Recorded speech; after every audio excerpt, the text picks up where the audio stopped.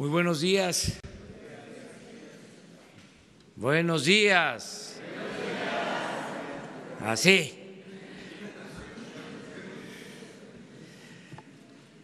Hoy vamos a dejar más tiempo para la sesión de preguntas y respuestas, para que todo lo que esté pendiente lo abordemos, que dediquemos más tiempo a eso. Solo aclarar lo de ayer, con todo respeto al compañero periodista, que siempre va a tener nuestra comprensión, nuestro respeto, y no es confrontar a nadie y que esto aplique a todos. Son asuntos públicos que se tienen que tratar, pero no significa afectar a nadie. La dignidad está por encima de todo. No se puede humillar a nadie, no se puede ofender a nadie. Hay que respetarnos. Solo aclarar de que, en efecto, la Oficina de Transparencia, el Instituto de Transparencia, negó la apertura del caso de Odebrecht en mucho tiempo. Se abrió, sobre todo luego de la elección del 1 de julio, porque nosotros lo veníamos denunciando, pero estas son las pruebas.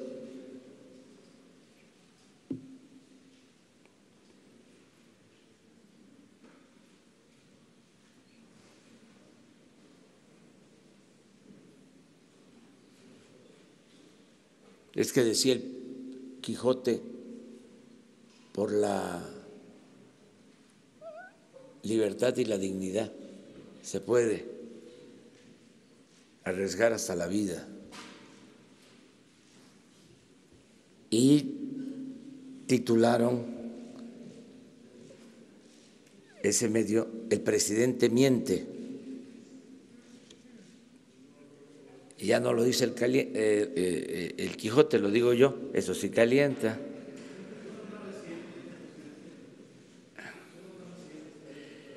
Sí, es que son dos láminas.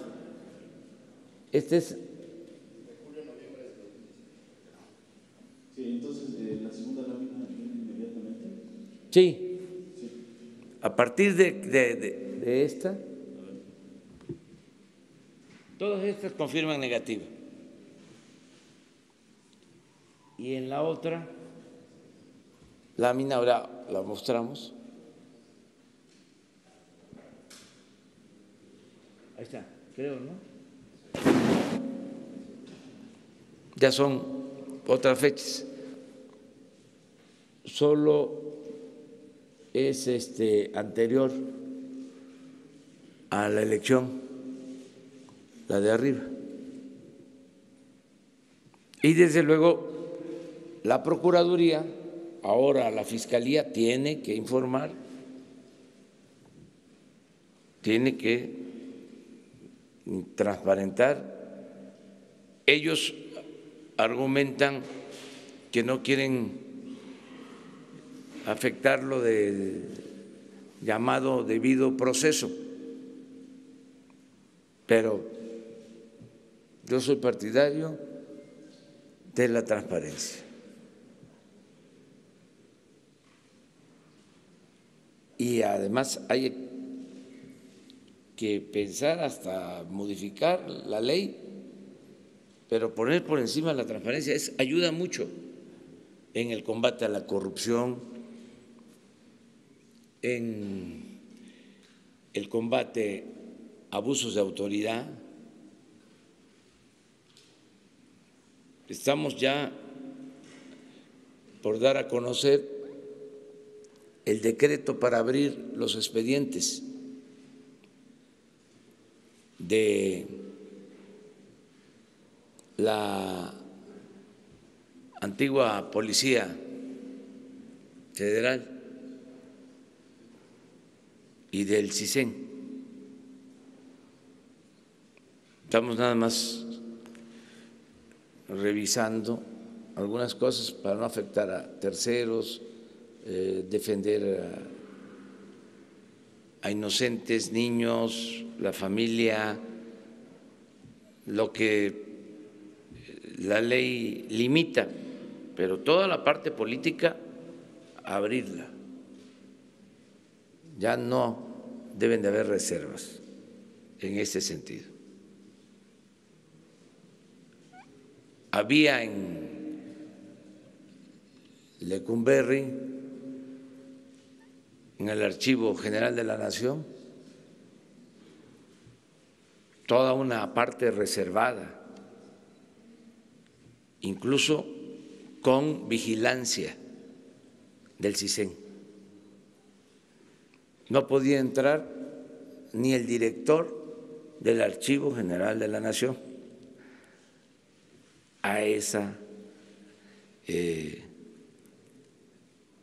sección del mismo archivo. Eso ya no es así, ya se ordenó que forme parte del archivo y estamos buscando la manera de que se pueda consultar. Ahí estaba mi expediente. Ahí estaba mi expediente. Pues, de una parte, porque me explican que cada dependencia, ahí estaba mi expediente de la Policía de la Dirección Federal de Seguridad, o sea, desde hace 40 años, desde que estaba el finado Miguel Nazar.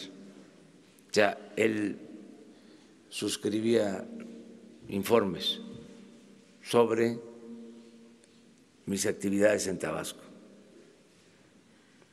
Pero ese es otro asunto. Muy bien, ya cambiaron las cosas, ya no va a haber, ya no existe ese espionaje, porque era un espionaje de tipo político.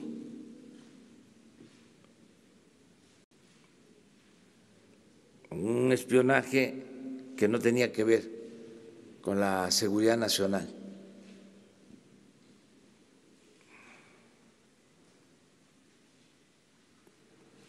Bueno, ahora sí, vámonos. Vamos en medio. Hola, presidente. Buenos días. Agustín Velasco de UNO TV. Presidente, ayer se quedó en el aire la pregunta tras el juicio de Joaquín El Chapo Guzmán. Uno de los fiscales en Nueva York señaló que este veredicto en el que se le encuentra culpable de 10 cargos era resultado del combate al crimen organizado y al tráfico de drogas, es decir, que sí estaba dando resultados esta estrategia. Usted mañana va a Badiraguato, la tierra de Joaquín El Chapo Guzmán. En este contexto, ¿cuál es el mensaje que usted busca dar al visitar este lugar emblemático en el tema o en el contexto de la lucha contra el narcotráfico, presidente? Gracias. Bueno, yo pienso que no se deben de estigmatizar pueblos.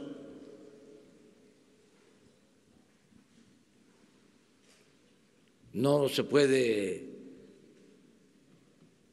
estigmatizar a Tlacomulco, porque de ahí era el llamado grupo Atlacomulco. ¿Qué tiene que ver Atlacomulco con un grupo político?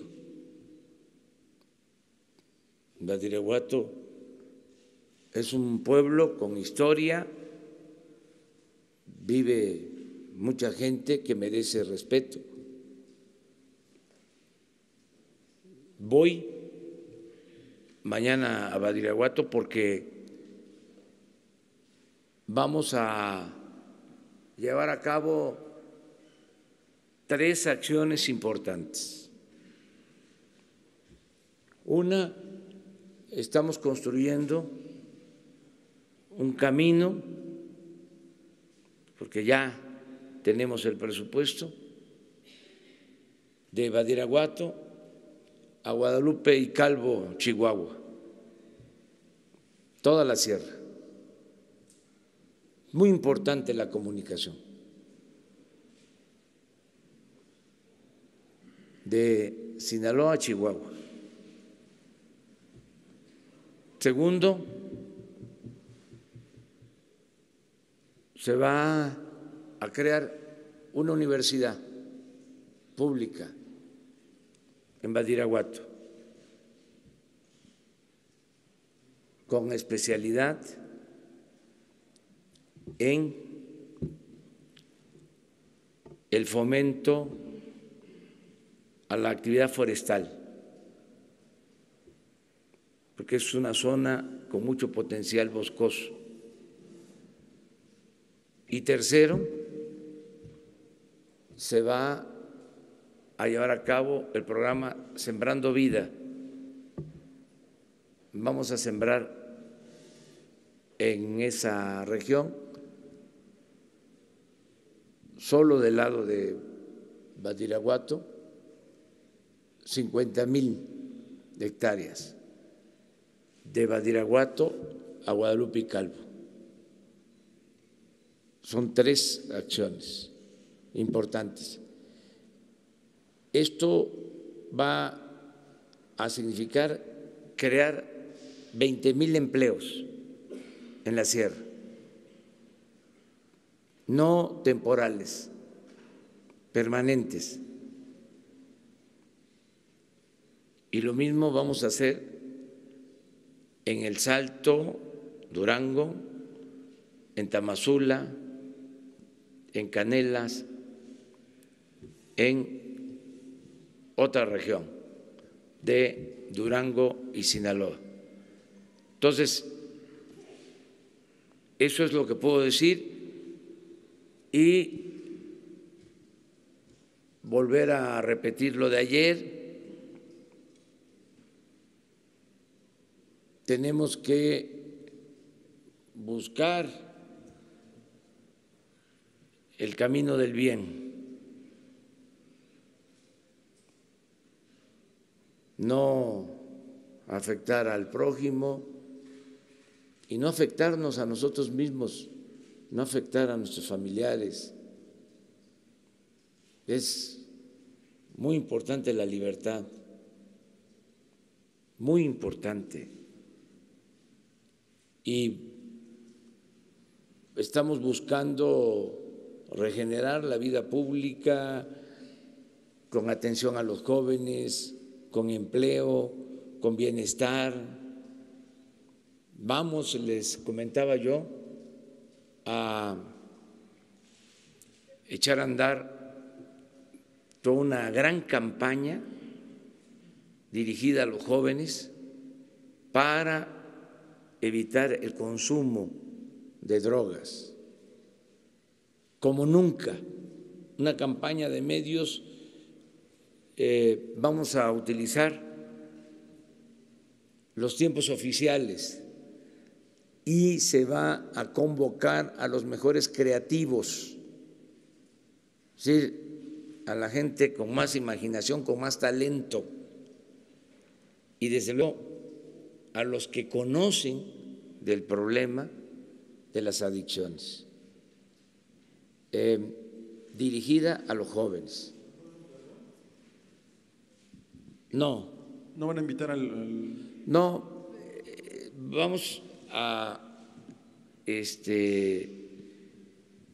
hacer una convocatoria, una invitación a gente que está muy especializada en este tema con un enfoque siempre social y de fortalecimiento de valores morales, culturales, espirituales. Ya tiene la instrucción Jesús Ramírez Cuevas, él está ya preparando toda esta campaña. Se va a hablar con los dueños de medios de información, de prensa escrita, radio, televisión, internet, redes sociales, todos juntos, porque lo más preocupante es el crecimiento del consumo interno. Entonces tenemos que atender eso. Es lo que puedo comentar. Gracias, señor presidente. Acerca de la creación, ayer el anuncio de la creación de una nueva central sindical, está encabezada por el senador Napoleón Gómez Urrutia. Su comentario, por favor, acerca de si esto va a beneficiar a la relación laboral con el gobierno, si no se convertirá también en una central que esté cercana al gobierno, que esté apegada a los lineamientos que pudiesen dictarse desde el gobierno federal, si no estamos ante la creación de una nueva CTM de los años 60, 70, o si va a haber respeto a la libertad de los sindicatos que se afilen a ella. Libertad total, libertad sindical, democracia sindical, no intervención del gobierno en la vida interna de los sindicatos, no impedir la asociación, el que los trabajadores se puedan agrupar libremente. El cambio en esta materia es de que no hay sindicatos promovidos por el gobierno, no hay sindicatos amparados, protegidos por el gobierno, tampoco dirigentes sindicales subordinados al gobierno, apoyados por el gobierno. Tiene que haber democracia sindical, que los trabajadores elijan libremente a sus representantes, que ellos tengan sus organizaciones, que tampoco haya monopolios en lo que tiene que ver con la organización de los sindicatos, que haya democracia, pero no podemos impedir que los trabajadores o dirigentes puedan, de conformidad con la ley, solicitar la conformación de un sindicato, de una confederación. Estamos en libertad absoluta, total. Ya no hay sindicatos del gobierno. Nada, se acaba el que tenga que afiliarse a algún partido. No hay corporativismo, no hay sectores, pero ni en los sindicatos ni en los sindicatos empresariales, porque suele pasar de que hay organizaciones empresariales, o habían, ya no existe eso, de que eran como sectores de los partidos. Me refiero a las empresariales, así como las organizaciones campesinas o las obreras, así también las empresariales pertenecían a partidos, claro, no de manera abierta, pero eran semilleros de líderes y de candidatos para partidos, si salían de esas organizaciones. Además, siempre una coincidencia, declaraba un partido algo y la organización empresarial supuestamente independiente decía lo mismo que lo que sostenía el partido. Eso ya no, eso es corporativismo. Los ciudadanos somos libres,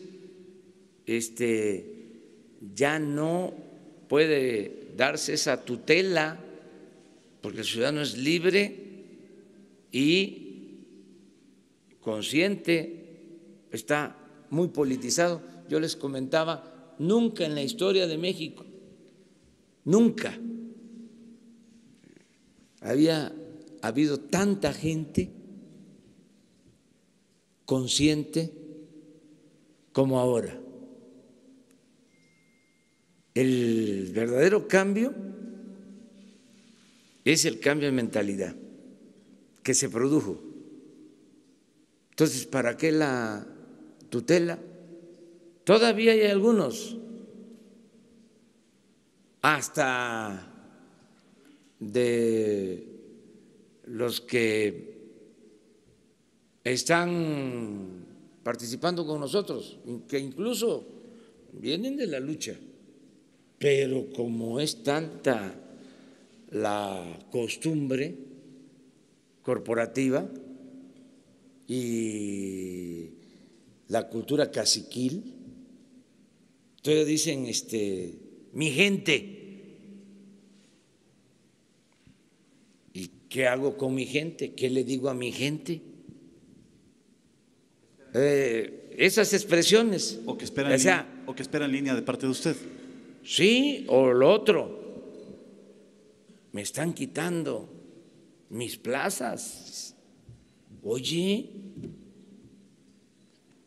si tú no tenías plaza, si nosotros no teníamos plaza.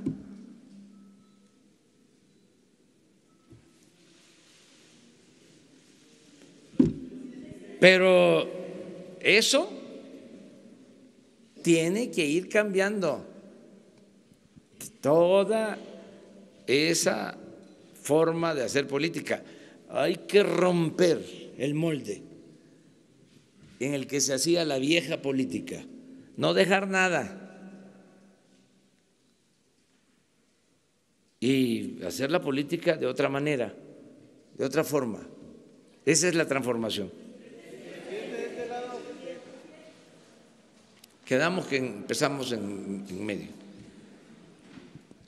Presidente, buenos días. Noemí Gutiérrez de Efecto TV. Preguntarle si ya le dio vista a la Fiscalía después de que se dio a conocer esta lista de exfuncionarios si ya relacionados con la Comisión Federal de Electricidad, porque ya se está diciendo que son juicios mediáticos, pero no se le ha dado vista a la Fiscalía.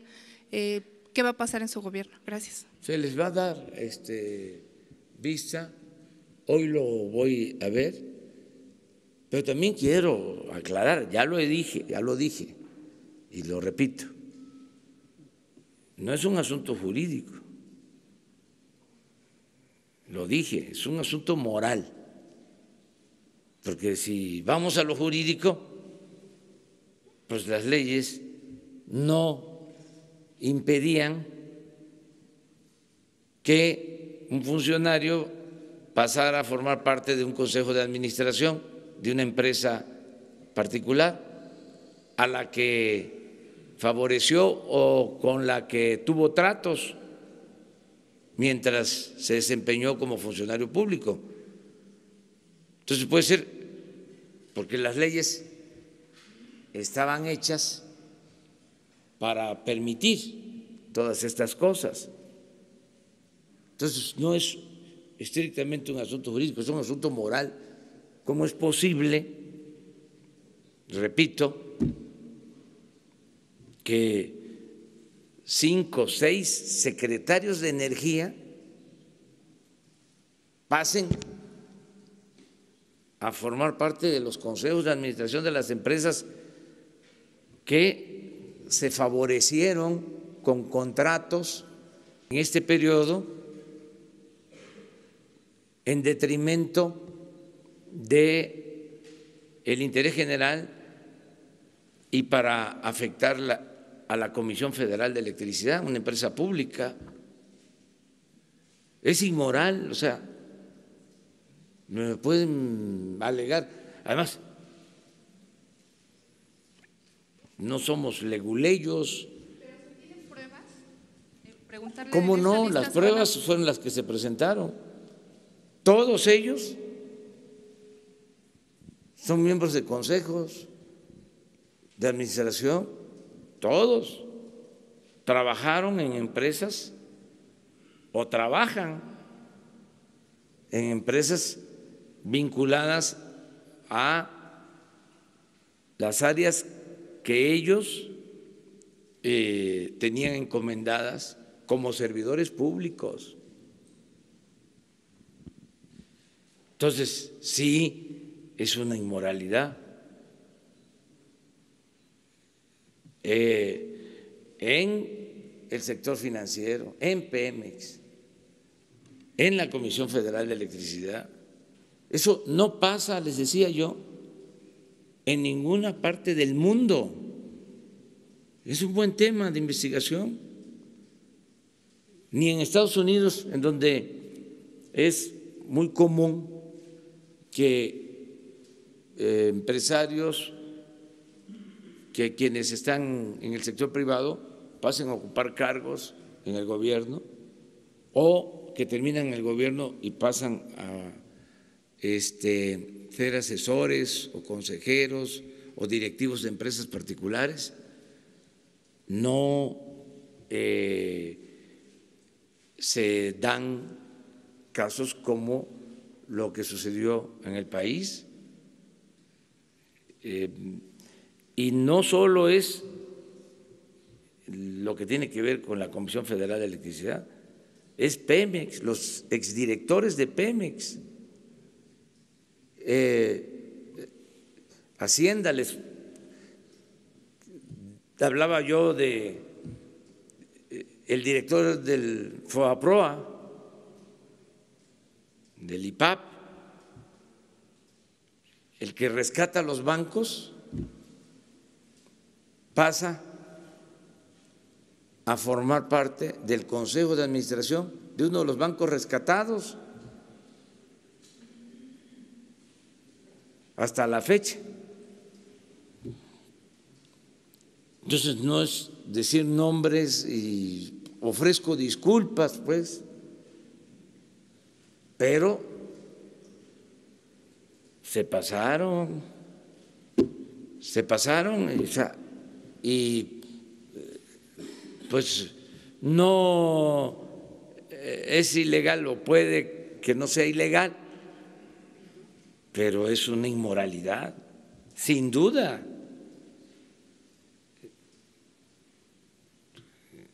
Eso es lo que se dijo, no es con ánimo de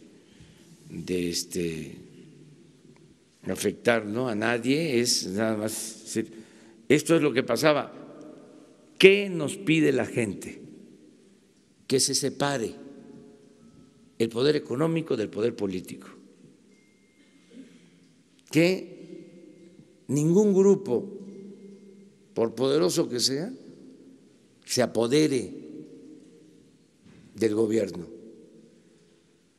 como sucedía. Entonces, ese es el cambio y eso es lo que se está haciendo.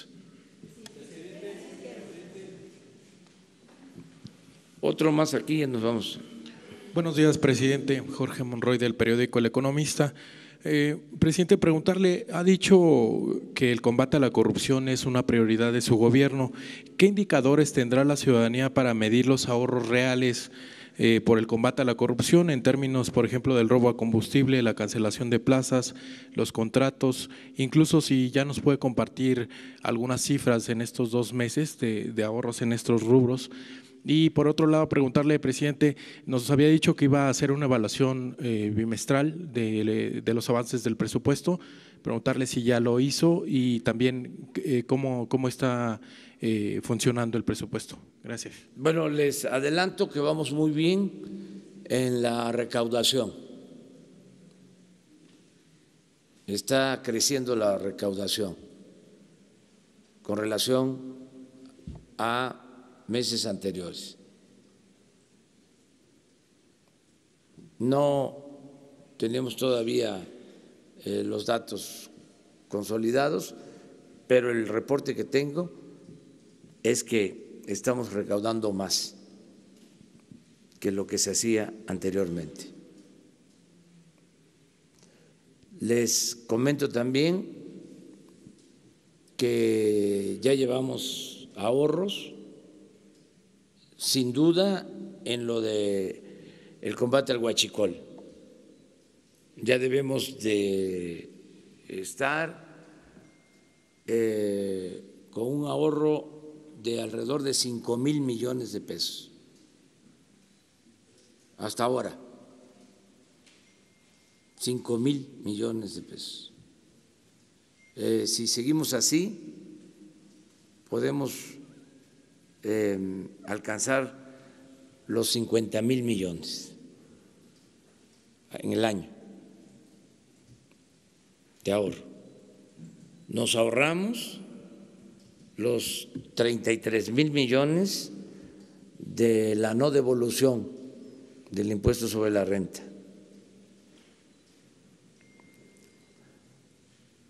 Ayer firmamos un convenio con la ONU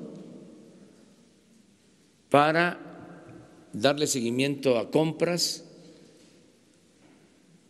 a ventas y a contratos de obras. Pensamos que vamos a obtener alrededor de 10,000 millones por la venta de aviones y helicópteros promedio. Se van a vender 54 aviones y helicópteros.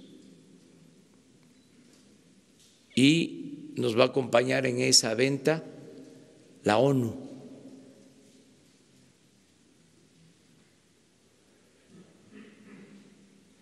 Pensamos que nos podemos ahorrar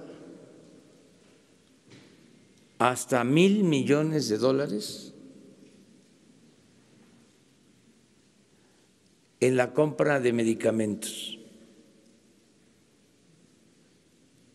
El gobierno de la República en su conjunto, tanto salud, el ISSSTE, el seguro, Pemex, la Secretaría de la Defensa, la Secretaría de Marina, más los gobiernos estatales, adquieren en medicamentos y equipos alrededor de 4,000 millones de dólares. Y podemos ahorrarnos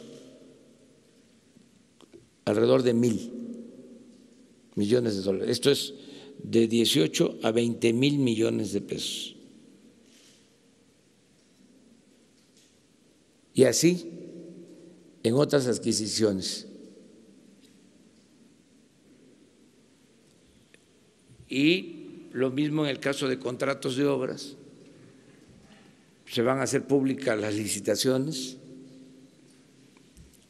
y van a ser acompañadas, van a estar acompañadas de la ONU para que haya absoluta transparencia. Todavía no puedo informar sobre los avances que se han conseguido.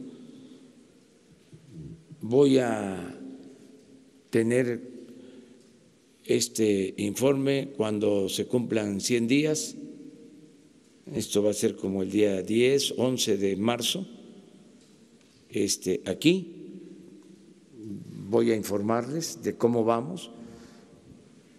Le voy a informar al pueblo a través de ustedes. ¿El presupuesto va a tener algunos indicadores, presidente, en el presupuesto para poder hacer esta evaluación de cuánto se está ahorrando? ¿Se va a meter en el presupuesto? Sí, sí. Vamos a tener todo lo relacionado con ingresos y el ejercicio del presupuesto.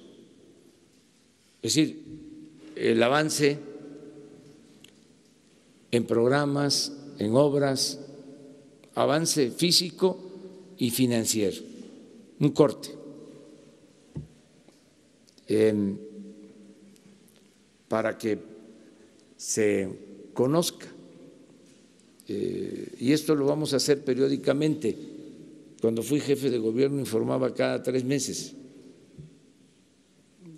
Entonces, lo vamos a hacer así. Nada más que aquí con ustedes, y ya cuando corresponda ir al Congreso, pues vamos a informar.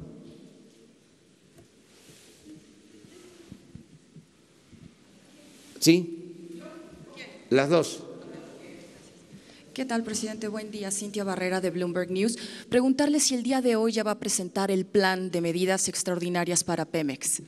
Es posible que mañana lo hagamos.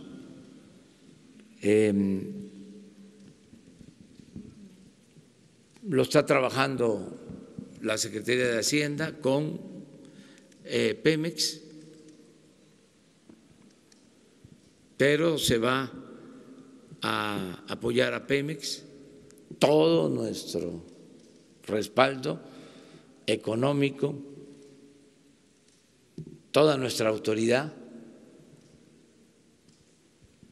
moral, política a Pemex. Se va a rescatar a Pemex, ese es el propósito, lo mismo que a la Comisión Federal de Electricidad. Es probable que mañana, hoy quedaron en informarme de Hacienda sobre la propuesta, quedaron en presentarme la propuesta preliminar. Si se tiene, mañana la damos a conocer. Dado que está usted pensando que probablemente mañana se presentaría ese plan, ¿nos podría comentar de cuánto va a ser la capitalización que van a meter en la empresa? ¿Y cómo piensan ustedes aligerar la carga fiscal para Pemex? Eso es algo que está esperando. Bueno, le los adelanto, le vamos a quitar carga fiscal a Pemex. Mañana lo explicamos. ¿Nos puede dar un avance, algo como un No, indicativo de cómo va a ser? Porque eso es muy general. porque si no, no hay elementos suficientes. Ahí sí, para los expertos, para los especialistas. Entonces, mañana ya damos a conocer en qué va a consistir el fortalecimiento a Pemex. ¿La capitalización de cuánto sería al menos? Sí. ¿De cuánto? Eso es lo que vamos a decir mañana. Pero más o menos ¿de cuánto? Se había mencionado una cantidad, pero era el mínimo, era el piso. ¿De mañana cuánto vamos se va a hacer? a dar a conocer ese dato de manera precisa. ¿Lo presentará aquí en conferencia? Qué buena periodista es usted, porque yo estaba diciendo que hoy me iban a presentar el reporte o el proyecto preliminar y era probable que mañana se diera a conocer. Hoy le presentan el preliminar. Pero de Pemex.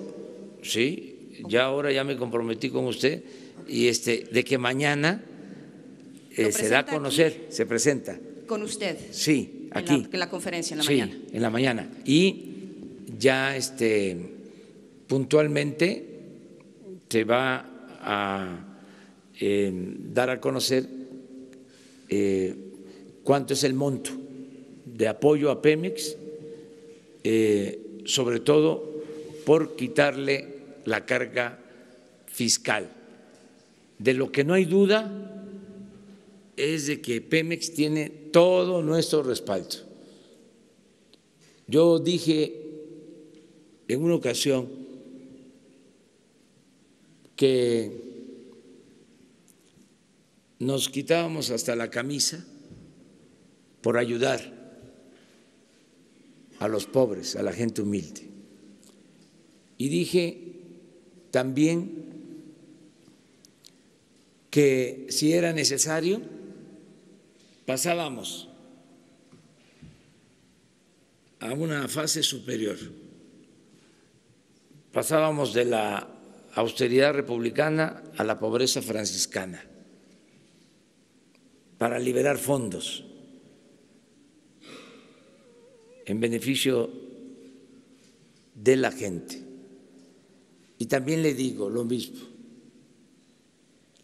para apoyar a Pemex no hay límites, porque es una empresa estratégica, fundamental para la nación, una empresa que ha sido muy maltratada, por decir lo menos, una empresa que fue saqueada, sobre todo en este periodo neoliberal,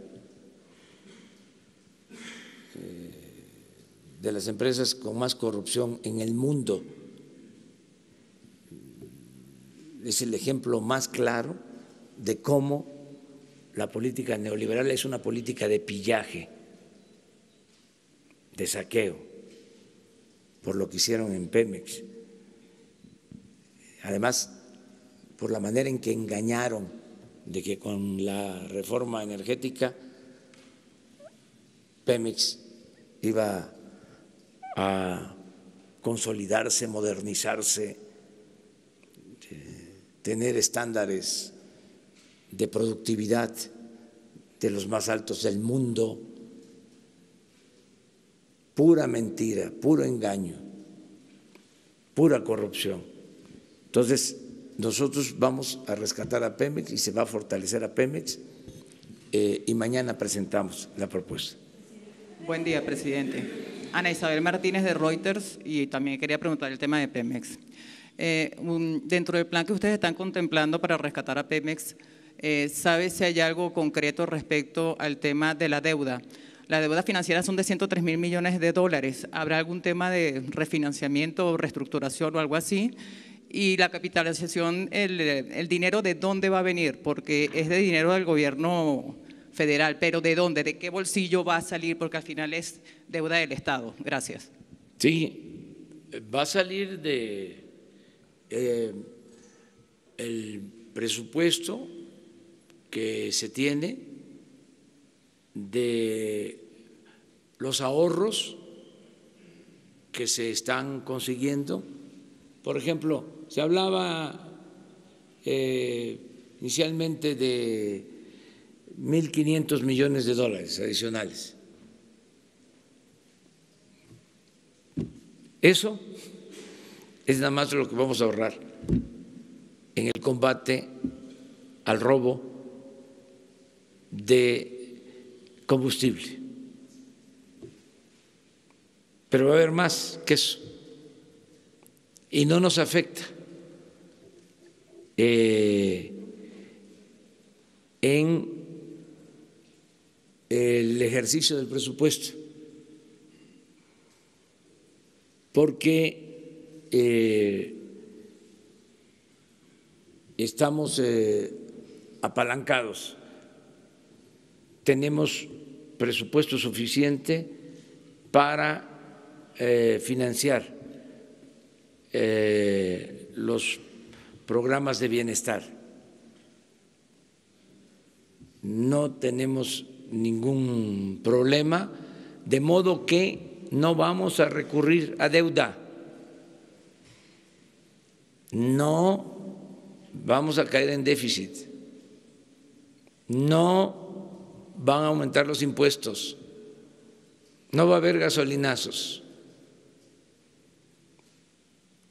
Vamos a salir sin problema. Les decía yo que va bien la recaudación,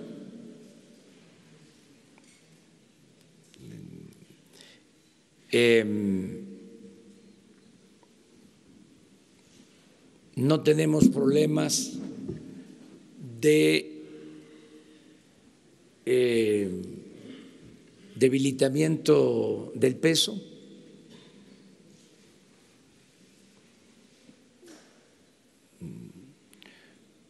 no tenemos problemas de inflación,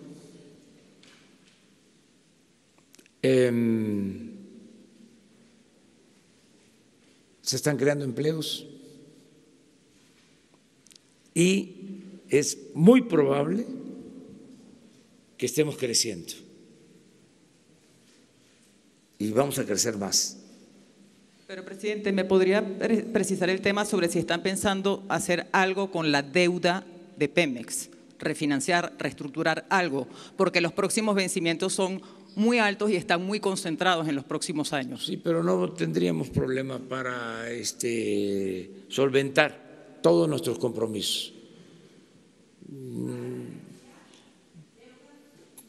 Vamos a cumplir todos los compromisos que tenemos. O sea, Pemex nunca va a incumplir con un compromiso de deuda. Vamos a pagar puntualmente todos nuestros compromisos. Tenemos mucha fortaleza económica en México, ahora más que nunca. Y la fortaleza, aunque parezca algo subjetivo, tiene que ver con la autoridad moral, tiene que ver con el que ya no hay la corrupción que había antes. A veces los buenos técnicos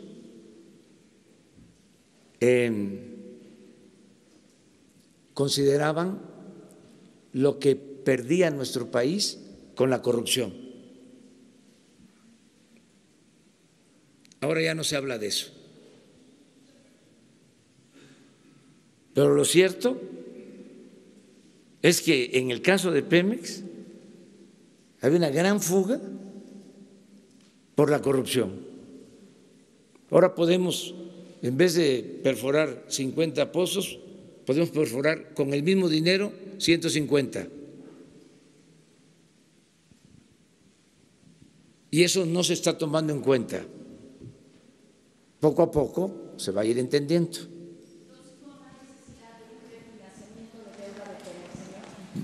A lo mejor no que podamos a poder resolver con los recursos que tenemos sin endeudar al país. O sea, el propósito es cumplir el compromiso de no endeudar al país, de no crear déficit, que podamos tener finanzas públicas sanas y en equilibrio. Ese es el propósito.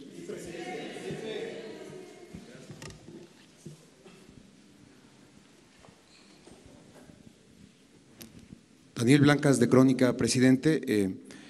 Hoy narramos o publicamos un relato de 12 funcionarios de la Secretaría de Gobernación que fueron perseguidos, ahuyentados de la zona huachicolera de Hidalgo, amedrentados por bandas criminales.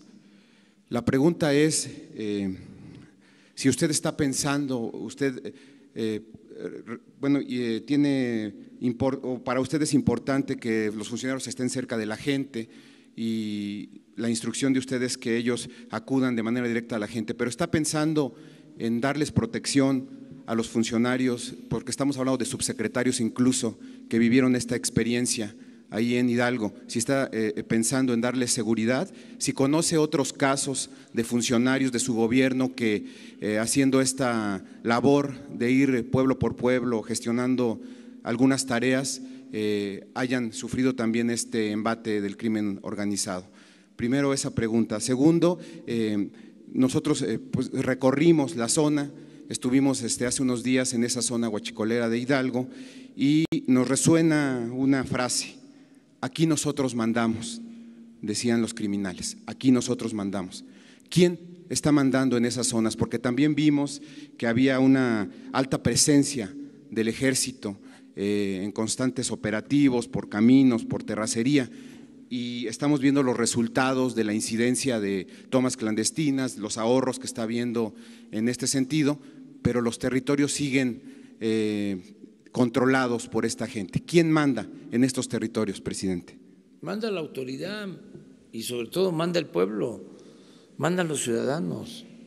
Estos son grupos que se sitúan, desde luego, de manera informal, ilegal,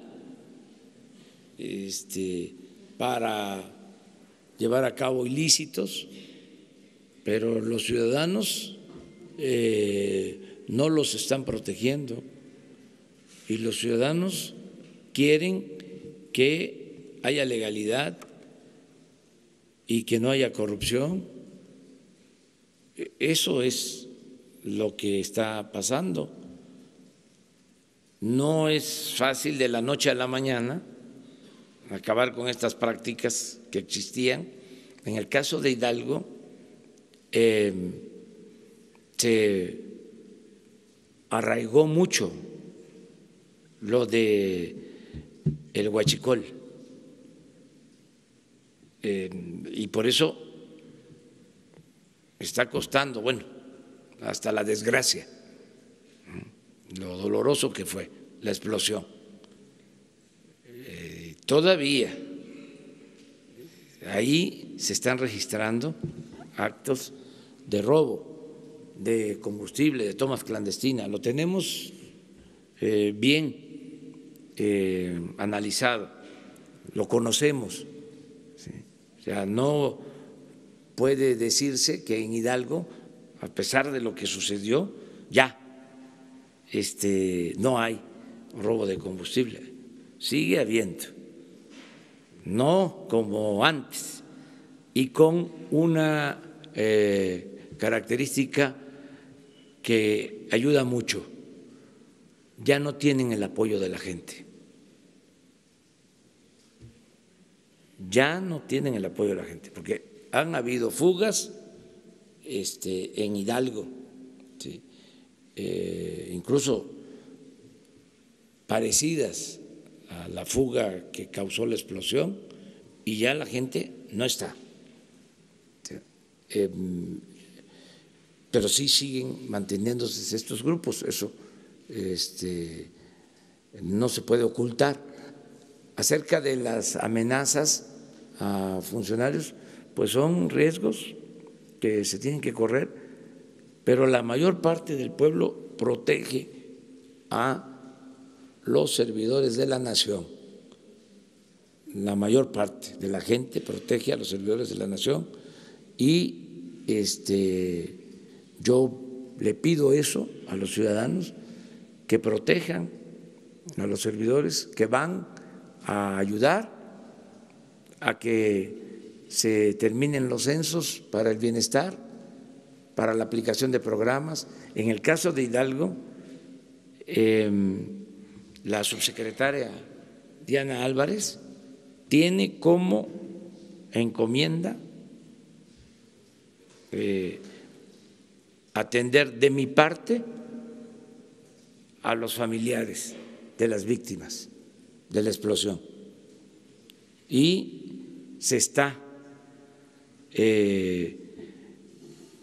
llevando a cabo un plan para que no les falte nada.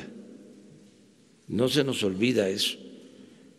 Entonces, la Subsecretaría de Gobernación, a cargo de Diana Álvarez, con un grupo multidisciplinario, porque participan de todas las dependencias, están ayudando. Que fueron a ellos precisamente a los que les tocó ser ahuyentados. Sí. Por lo mismo, porque no quieren que haya presencia de nosotros, pero en estos asuntos públicos no deben de haber vacíos de poder, porque cuando hay vacíos se llenan por otros. Nosotros no vamos a dejar ninguna parte del territorio sin atención, aún con los riesgos que implique. No podemos decir, no vamos a este lugar porque hay mucha delincuencia o son territorios dominados por la delincuencia. No, al momento que no entremos a una región, a una zona, pues ya no hay autoridad. Entonces sí, se está propiciando que dominen las bandas. Eso no. Pero usted, por ejemplo, ha dicho que usted lo cuida a la gente, pero Sí. en el caso de estos funcionarios la instrucción también fue que no hubiera cobertura de parte de la policía, etcétera. ¿Va a seguir ese lineamiento? No, en estos casos, en ese trabajo especial que están haciendo, tienen que tener apoyo, protección, para ese trabajo en particular, por esas reacciones, porque no quieren que se apliquen los programas sociales. Ese es el propósito.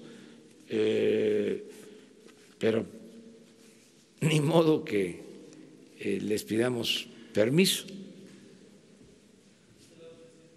Ahora, quedamos de este lado.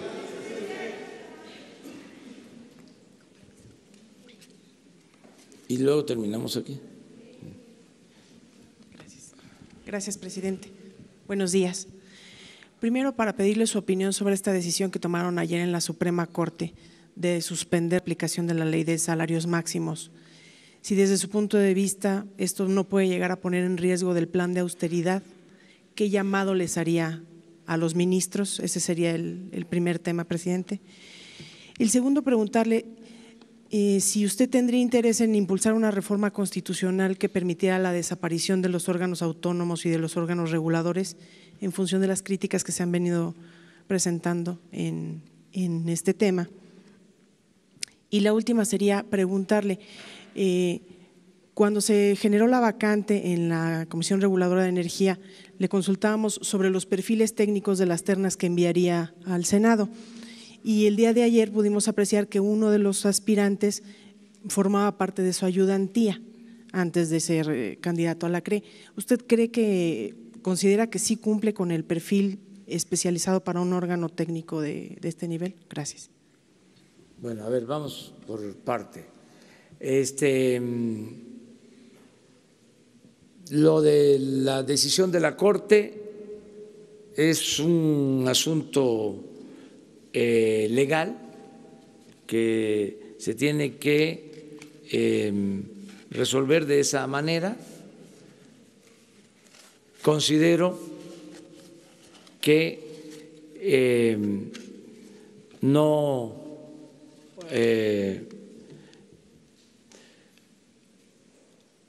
se ajusta a lo que tiene que hacer, a la conducta de quien imparte justicia. Y nosotros no vamos a modificar nuestro plan. Se reducen los sueldos de los altos funcionarios públicos.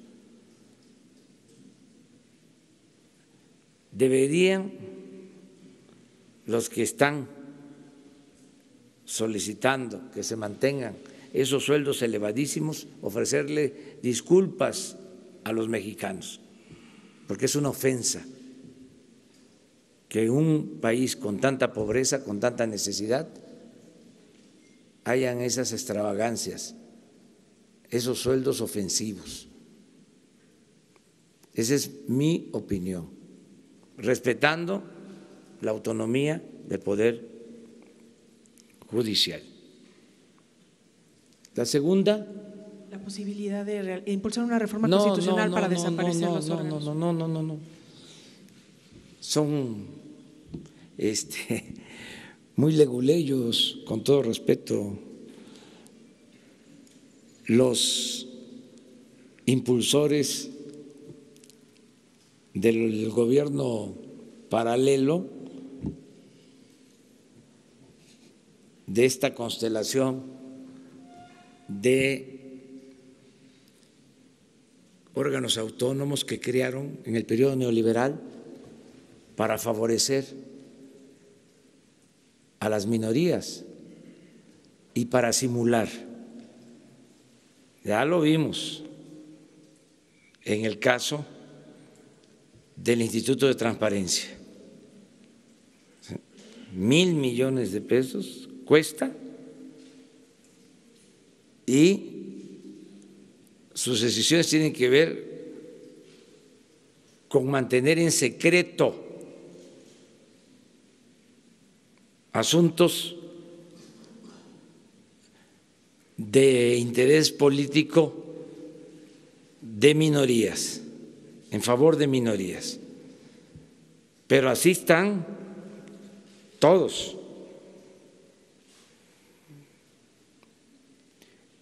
Sobre todo esto que crearon de las comisiones, organismos reguladores en el sector energético.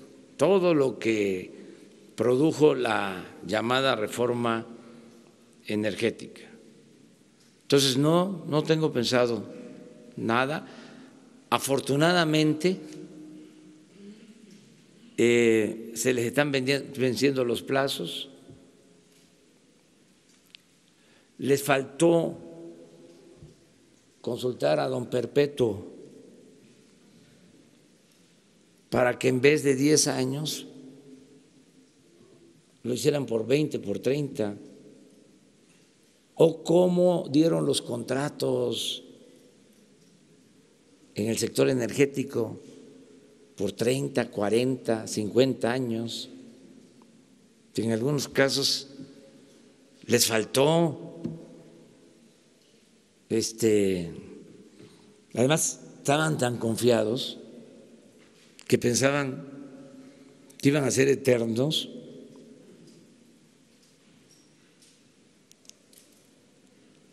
Que tuvieron fallas y ahora pues están venciendo contratos, tiempos de estos servidores públicos, estos funcionarios, y de acuerdo a la ley puede haber cambios, puede haber renovación. Entonces, pero no nos vamos a meter a hacer reformas constitucionales para quitarlos.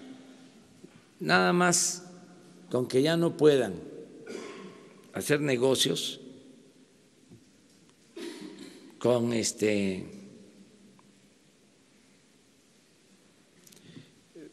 tenerlos vigilados, porque son muy corruptos, para que no den contratos, permisos, concesiones a quienes construyen gasoductos, a quienes van a perforar pozos, a quienes ponen plantas para generar energía eléctrica, nada más con eso. O estar pendientes para que no den subsidios, que no haya monopolios, que no protejan a monopolios, porque les dieron tantas facultades que están por encima del Poder Legislativo en algunos casos. Y es inapelable lo que deciden, pero afortunadamente se les están venciendo los plazos. Por eso, ahora con lo de la CRE, que era una de las comisiones o organismos autónomos, entre comillas. Ahora enviamos 12 de técnicos para 4 ternas. Y sí, uno de ellos, 2, estuvieron estos días trabajando, pero los 2, trabajando con nosotros, pero los 2 con muchísima capacidad. Una ingeniera petrolera, o sea, como profesión, y el otro un ingeniero, creo que químico, que trabajó en Pemex durante mucho tiempo. O sea, no egresados del ITAM, perdón, ya se me fue. O sea, ofrezco disculpas, esto seriamente. O sea, pero bueno, es que eso era lo que sucedía. O sea, ayúdenme ustedes, ayúdenme a ver dónde están los economistas egresados de la UNAM. De veras, no los encuentro. ¿Qué pasó?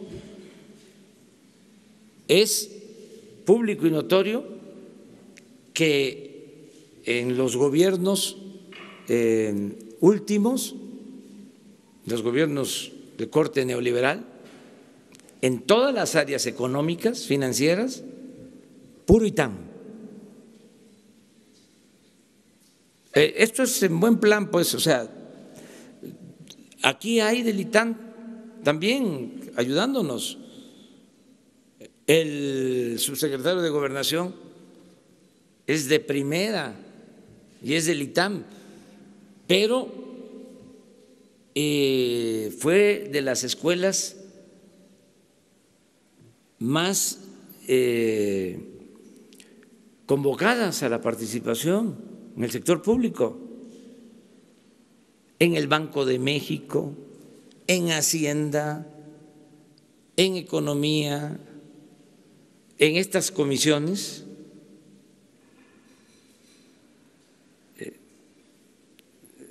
Ese es un buen trabajo de investigación. ¿De dónde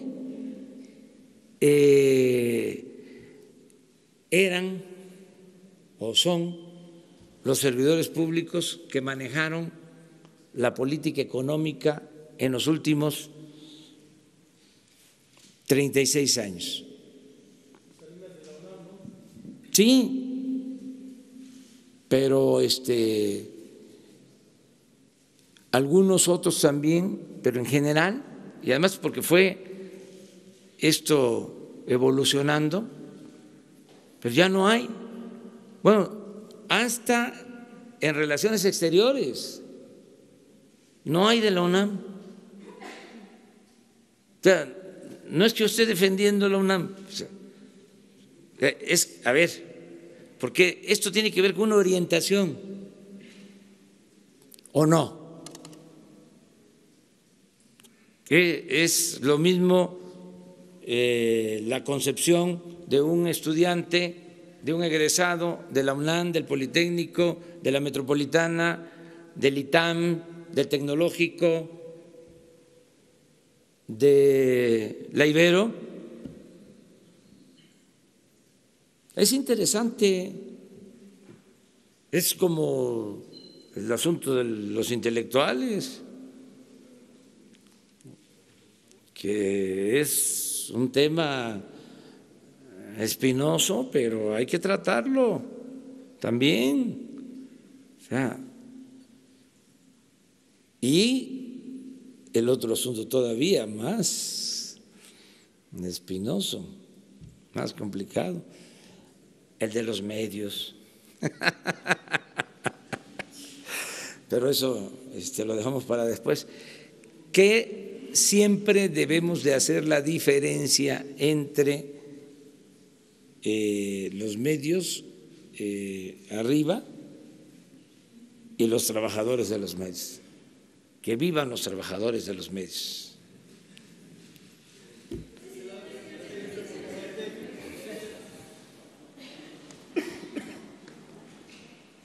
Señor presidente, buenos días. Urbano Barrera, del diario Ovaciones. Tengo tres preguntas, ¿no? Una es para regresarnos un poco con lo del principio de la conferencia. ¿Qué opina usted de estos sindicatos que lo acompañaron en la lucha, como el SME? El SME se asoció, valga la redundancia, con la Sociedad Generadora de Energía, Fénix, que está controlada por la portuguesa Mota Engel. Tiene el 51% de las acciones y el SME tiene el 49%, pero tienen contratos a 30 años, ¿no? Tienen contratos a 30 años para construir, operar, mantener 5 de las hidroeléctricas, pero en el 2016 consiguieron otras 11 hidroeléctricas. ¿Qué problemas les va a generar entrar a este campo con los excompañeros de lucha, verdad? La segunda, si nos puede hablar un poco o actualizar los datos de el robo de combustible, específicamente de gas. Hay investigaciones muy avanzadas ahorita en la Fiscalía que ya ligan a los empresarios del gas con lavado de dinero, con empresarios, actividades bancarias, investigaciones muy recientes del 15 de enero. Sí, se menciona al grupo Sony de Salvador Oñate. ¿Y cuándo van a empezar ustedes con la vigilancia, la supervisión y el ataque a las válvulas, el ataque a las conexiones? Se han instalado gaseras muy cerca de los ductos. ¿Cuándo van a empezar a abrir ese nuevo frente? Y la tercera, el expresidente Felipe Calderón Hinojosa hizo una reforma a la ley de salud para que una asociación civil, le digo específicamente cómo se llama, el Comité Normativo del Consejo de Especialidades Médicas, sea quien certifique a los jóvenes médicos que egresan de las universidades públicas. Lo tomo por lo que dice de la UNAM, que ¿dónde están? Ellos estudian y son muy profesionales, son excelentes muchos de ellos, pero cuando llegan a que lo certifiquen, los hace una asociación civil que no sabemos qué tan cierta o seria sean, y tienen que andar consiguiendo esos documentos de especialidad en 50, 100 mil pesos, robándose los exámenes, y hay una traba ahí, ¿no? Y perdón, pero hay universidades públicas que muy buenas, excelentes, pero que están traficando también con estos títulos de especialidad. Sí. ¿Qué nos puede decir de los tres temas, señor presidente? Bueno, nada más para redondear lo de las ternas, porque hay algo que quiero añadir. Independientemente de las características de los técnicos, que se tenga en cuenta que es el Senado el que va a elegir.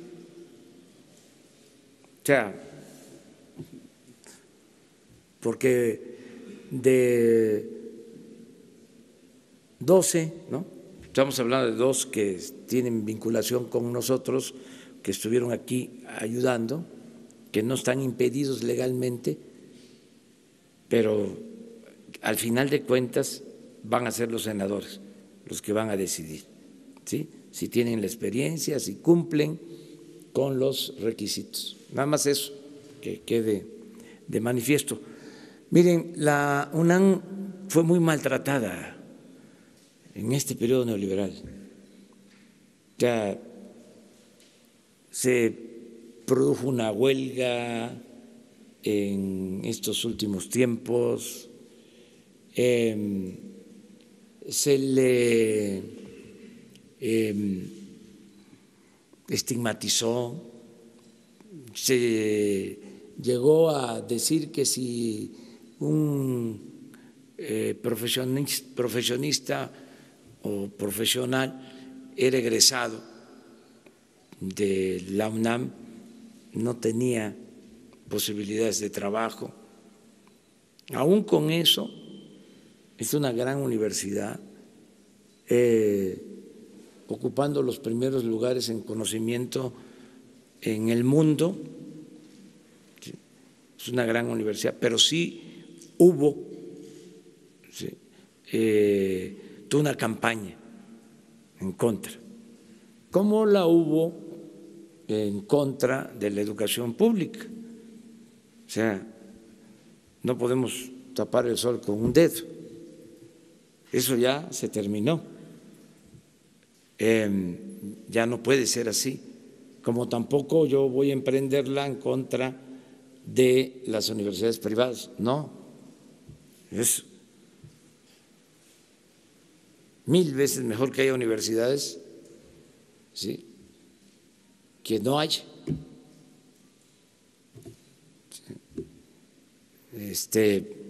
Si son privados, adelante, el que tenga para pagar una escuela privada lo puede hacer, que tenga para pagar una colegiatura, está en su derecho. Nada más que el Estado tiene la obligación de garantizar la educación pública gratuita en todos los niveles de escolaridad. Entonces, pero no es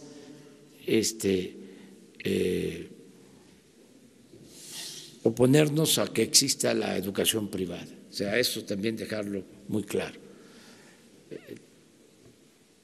Entonces, todas estas prácticas que se llevaban a cabo ya no van a seguir funcionando. O sea, vamos a revisar todo esto que estás planteando sobre este consejo. Sí, yo no sabía de la existencia de este consejo, pero ahora ya nos enteramos y lo vamos a revisar. Ese es un asunto. El otro, que hablas de una empresa que se constituyó con trabajadores y líderes del ESME y se asoció con otra empresa privada y se le dieron concesiones para la explotación o la generación de energía eléctrica. Es cierto lo que tú dices, no van a tener ninguna preferencia, no van a tener ningún privilegio, ya eso se termina. Esas fueron cosas que sucedieron en el sexenio pasado. Nosotros no vamos a actuar de esa forma. O sea, se tienen que respetar los contratos, porque si no tendríamos que quitar todos los contratos, o sea, no solo a unos. De ahí el porqué también ver hacia adelante, porque se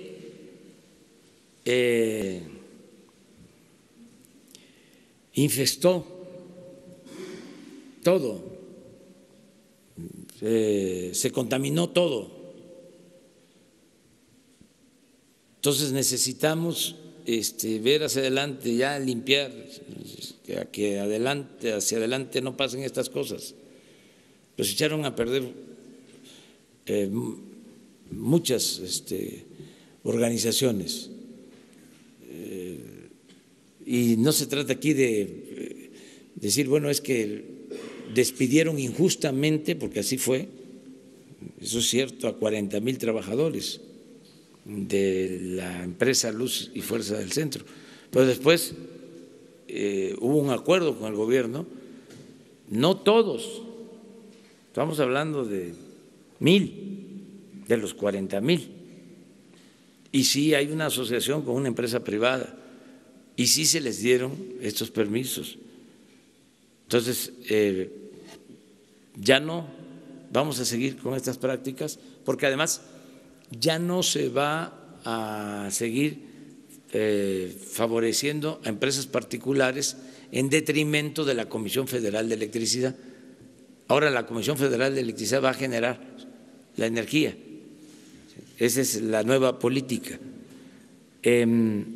pero no suspender contratos. Lo otro que mencionabas. El combate al robo de gas, específicamente, sí, de las miren, plantas que se han instalado. Hoy nos informaron de que ayer, en una acción conjunta,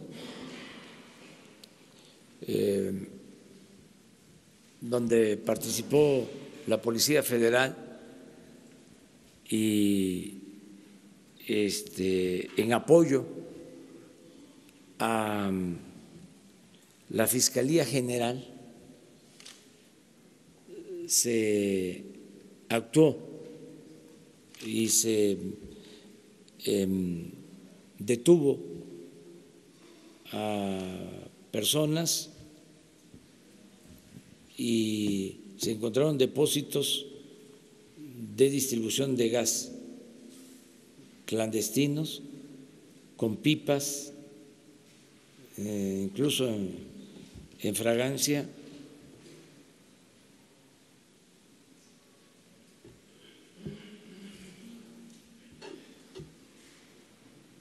Y hoy va a informar, según nos dicen, el fiscal general, porque ese es un asunto que ellos llevaron.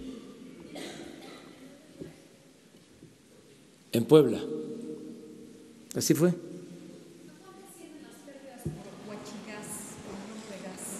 Todavía no hay una evaluación, pero sí les van a decir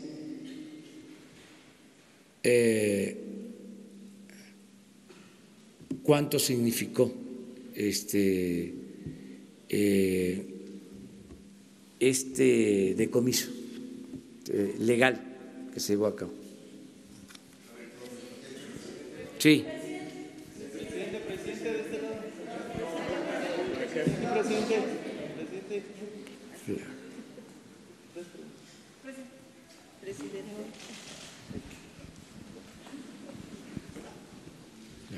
Muchas gracias, presidente. Buenos días. Antonio López, del diario La Razón.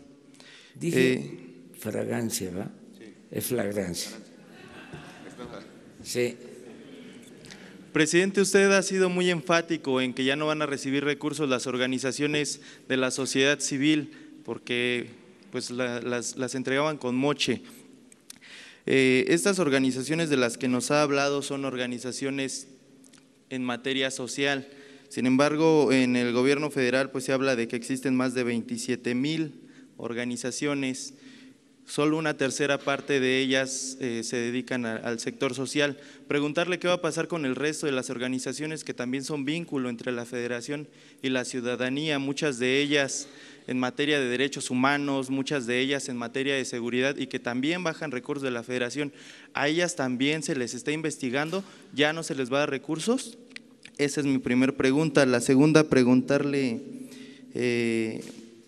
la semana pasada el titular de la Unidad de Inteligencia Financiera, Santiago Nieto, me platicó que sostendría una reunión con el fiscal general de la República, que ya hay más investigaciones sobre gasolineras que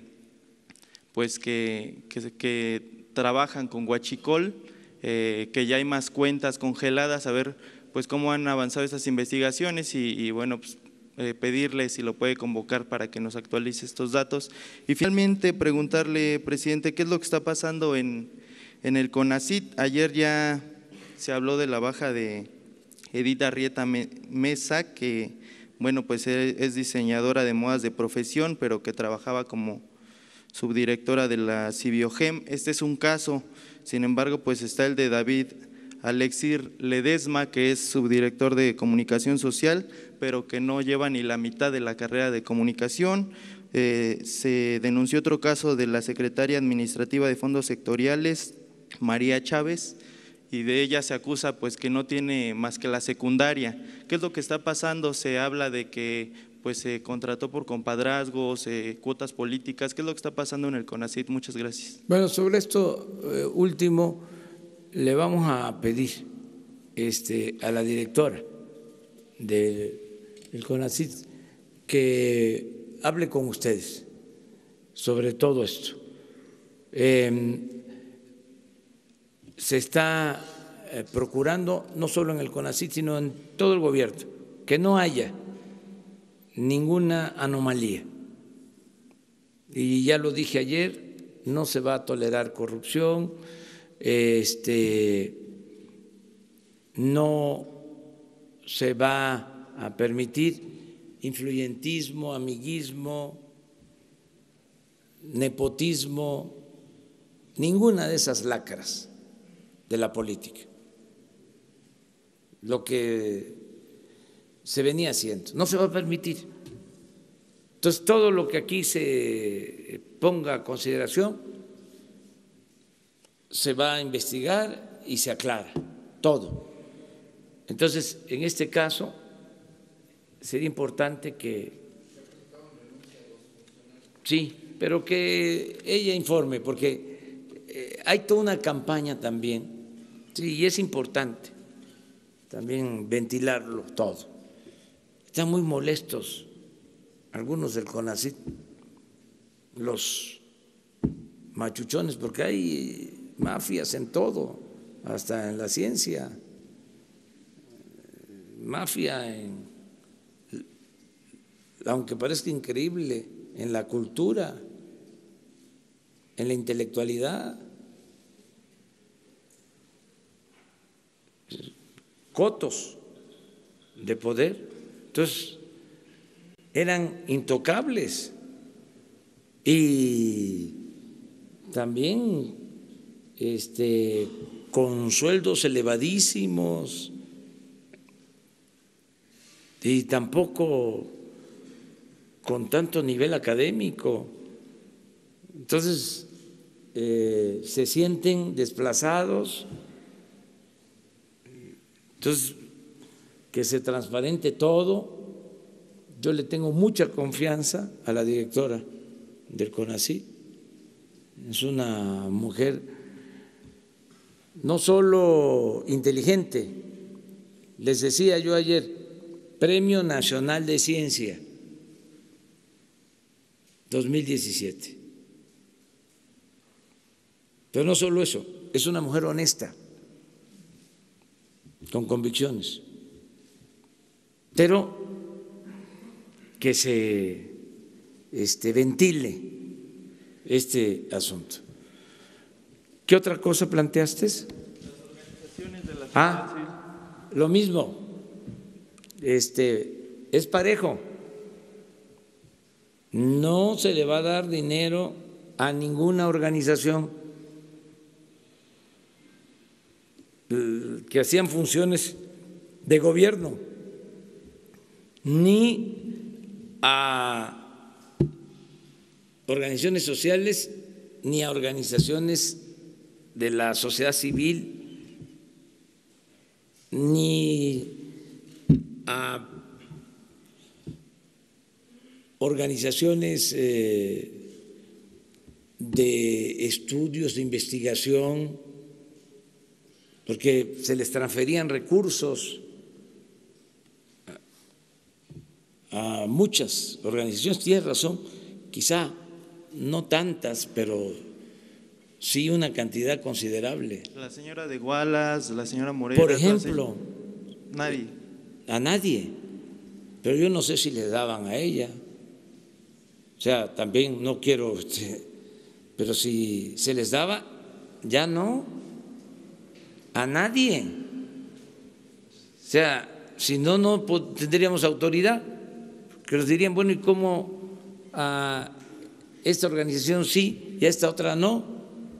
Les comentaba yo lo de las, ¿sí?, los ENDIs del PT.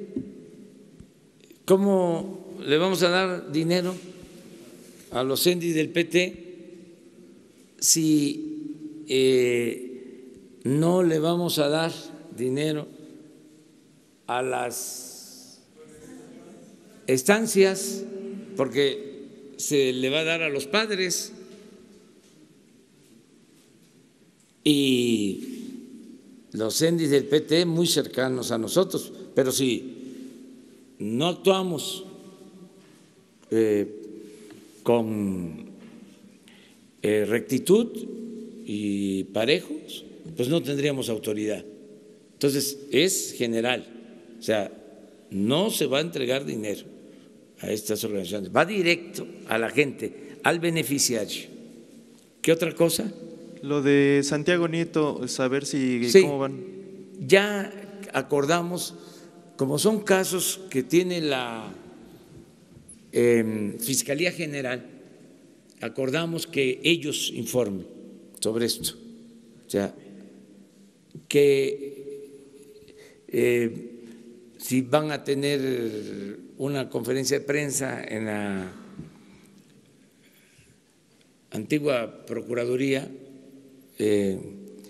que ahí le pregunten al fiscal general sobre estos temas. Ellos ya tienen ya información. Dos más. Gracias, presidente. Nancy Rodríguez, de el sitio Oro Sólido. Rápidamente, son dos asuntos, presidente. El primero, que es de agenda del día. Ayer hubo la junta de juntas en el Senado de las dos Jucopo y bueno, ven muy complicado. En conferencia de prensa dijo el senador Monreal que está muy complicadas las negociaciones. Sin embargo, bueno, el diputado Mario Delgado le manda un mensaje que usted sabe muy bien que están trabajando duro para sacar la Guardia Nacional, ¿no? Su comentario al respecto. Y otro asunto, presidente, si usted me permite retomar su nueva relación con los empresarios. ¿Cómo va a ser esta estrategia, presidente? Porque hay muchas organizaciones que incluso también se vinculaban con el sector público, ¿no? Y no precisamente porque tengan el dinero, pues son buenas gentes o inteligentes, o algo muy importante, que tengan la sensibilidad para entender su agenda social. Hay ejemplos en este sexenio, por ejemplo, el presidente de la Concanaco estaba pugnando porque no se aumentara el IVA en la frontera, que pasara del 11 al 16%.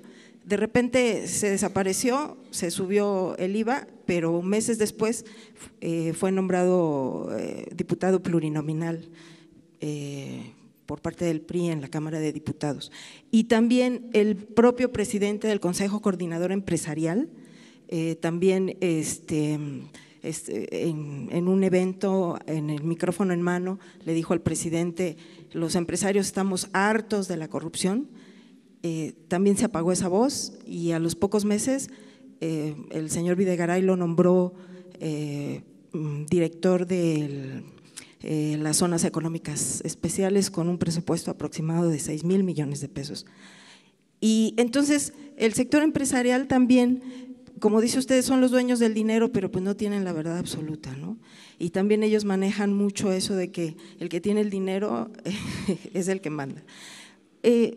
Sumando a su estrategia nueva que va a tener y nueva relación con los empresarios, señor presidente, ¿qué posibilidades habría de que también se hiciera una cartilla ética para los empresarios, para que se retomen sus principios de tratar bien a los trabajadores, de respetarles sus prestaciones y así lograr elevar la productividad y sobre todo la innovación en nuestro país? Gracias, señor presidente. Sí, las empresas por lo general, sobre todo empresas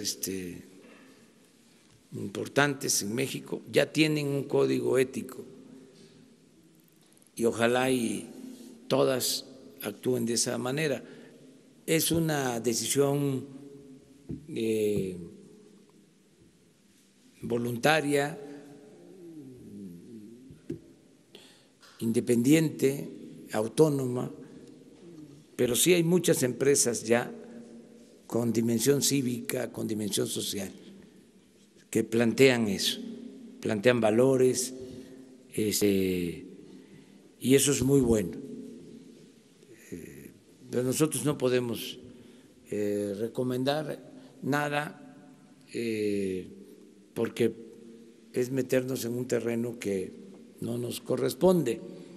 Lo que sí es que en esta política de no entregar apoyos a organizaciones es para todos, es parejo, porque también el sector empresarial se beneficiaba de recursos del presupuesto en estudios y en otros campos.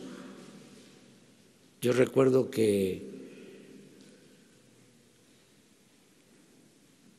había o hay, que todo esto es un proceso, algo que se llamaba el Instituto del Emprendedor, y pregunté que sí, ¿qué hacían? Y me informaron de que uno de los últimos estudios que había hecho el Instituto del Emprendedor era sobre el estado de ánimo de la población en México, y los recursos se los habían entregado a un organismo empresarial para hacer el estudio. Entonces, eso ya no. Ya esos apoyos ya no. Política empresarial, no hay política de comercio, no hay política de emprendedurismo. A eso también me refiero. Sí, va a haber. Sí hay, y existe muy buena relación con el sector empresarial del país. Y estamos por dar a conocer toda una propuesta de vinculación entre el sector público y el sector privado, nacional y extranjero. Nada más que eso sí lo dejamos para después. Va a ser la semana próxima. La Junta de Juntas que hubo ayer. Ojalá y se apruebe lo de la Guardia Nacional, que los legisladores sin banderías partidistas nos ayuden, porque necesitamos la Guardia Nacional para enfrentar el grave problema de la inseguridad y de la violencia. Es un llamado a los legisladores. Buenos días, presidente. Rafael Herrera, de Sin Censura, con Vicente Serrano desde Chicago. Presidente, ¿ya tiene definido el día con el canciller Marcelo Ebrard para cumplir el compromiso que usted asumió con Sin Censura del plan de protección y apoyo a migrantes mexicanos? Y por cierto, presidente, ¿usted considera que los mexicanos en el extranjero deberían de participar en las consultas ciudadanas como la que viene el 21 de marzo? Y ahora sí que en este sentido, ¿considera o cómo plantearía usted que participaran si el INE aún no tiene ahora sí que función del voto electrónico en el extranjero porque dice que no tiene fondos? Gracias, presidente. Sí, ya lo dije, vamos a seguir apoyando a nuestros paisanos migrantes, son mexicanos, 24 millones de mexicanos en Estados Unidos. Okay, nada más para que haya un compromiso de qué día va a tener con el canciller Ebrard, ahora sí que… Puede ser la semana próxima, si les parece. Muchas gracias. Para que se presente todo el plan de defensa y de protección a migrantes mexicanos. Mi agenda para hoy,